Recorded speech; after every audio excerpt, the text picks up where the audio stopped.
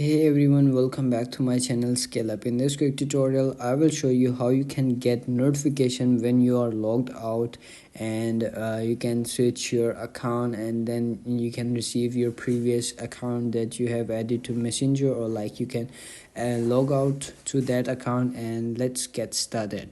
How you can do it: open up your Messenger app and then log into your account and go to main menu. And if you want to log out to this account, you have to simply do is turn on this settings, go to settings, and then you have to simply go to notification and sounds, and then you have to simply scroll up. You will see over here this single option over here, like notification when logged out.